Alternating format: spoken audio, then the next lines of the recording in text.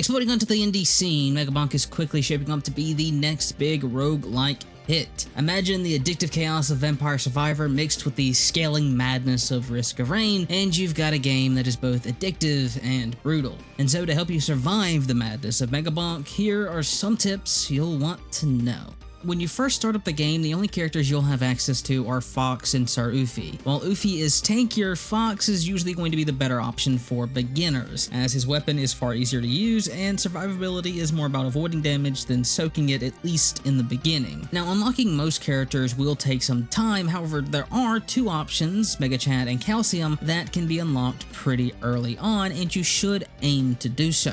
Megachat is unlocked by leveling the damage tome to 7 and unlocking the aura weapon, which you get by avoiding damage for 2 minutes. If you're looking for a tanking option, he's generally going to be sturdier than Ufi early on, and his weapon is just far easier to use than the sword. Now, Calcium is going to take a bit longer to unlock because he does require you to kill 1,000 skeletons, but he is well worth it. His default weapon is great for crowds, and his passive boosts mobility, which makes exploring safer and faster. He's also just considered one of the strongest characters in the game, so he's likely going to be a successful character for you. One of the biggest mistakes new players are going to make is tunneling in on damage, but in Megabonk, mobility and survival should usually come first, as damage will scale naturally as you level, but if you can't stay alive, it doesn't matter how strong you are. With that in mind, let's break down what your priorities should be. First, mobility is everything. Speed and jump upgrades let you dodge swarms and explore the map faster, and without them, you'll get surrounded or chased down and die. Simple as that. The second thing you're going to want to prioritize is healing and defense, because the truth is you won't be able to avoid damage forever. Now, healing comes in two forms, regen and lifesteal. Regen is steady and reliable, while lifesteal is stronger but riskier since you do need to be actively attacking to heal. It's also just more reliant on your build, whereas regen can stand on its own. Now, in terms of defenses, you have three options. Shields, which act as a buffer for your health and only recharge after not taking damage for a few seconds. Now, shields are generally going to be the worst defensive layer, and it's not really worth going heavy into them. That said, it is generally a good idea to get at least 1 point if you can from a shrine, because having any shield will drastically increase your durability, because anytime you take damage while you have shields, it will only consume the shield. The next defensive layer is armor, which works how you'd expect by reducing incoming damage. Now, it's important to note that a little armor goes a long way, especially if you're using the armor tome, which you usually don't want to level that much because of how the tome and armor generally scales. Lastly, we have evasion, which is probably the strongest defensive layer, as it just allows you to avoid damage entirely, though it is important to note that it does have diminishing returns, meaning you'll never reach 100% evasion.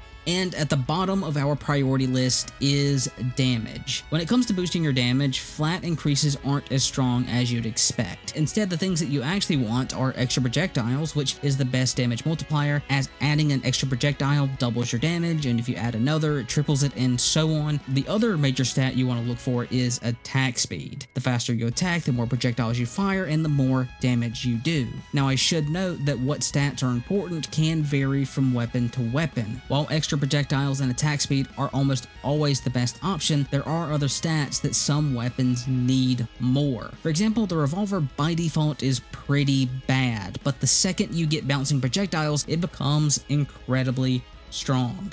Every run is going to start with exploration, and the first thing you'll usually want to do is find the teleporter so you know where to go when it's time to fight the boss. And while you're exploring, you'll also want to make sure to do the shrines you see, break every pot you can for golden experience, and also save your gold for merchants instead of opening random chests. Once you're sure there aren't any merchants, then you can start opening chests. Next, let's talk about some map events. Raid statues can be used to give you a bit of gold in exchange for increasing difficulty, so only use them if you're confident your build can handle the increased scaling. Lastly, boss shrines, when activated, add an extra boss, which when killed, drop an additional free chest. The same rule applies to the greed statues. Only activate them if you think you're strong enough to handle that extra boss. Once you've explored everything, make your way back to the teleporter to fight the boss, and aim to give yourself at least 1 to 3 minutes for the fight, depending on your build. Challenges are how you unlock most of the game's items, and they're the key to your long-term success in Megabonk. Now, your goal should be to hit 55 challenges as soon as possible, as doing so will unlock your 3rd and 4th weapon and tome slots, which is obviously a huge power spike. With that said, here are a few challenges I recommend unlocking early.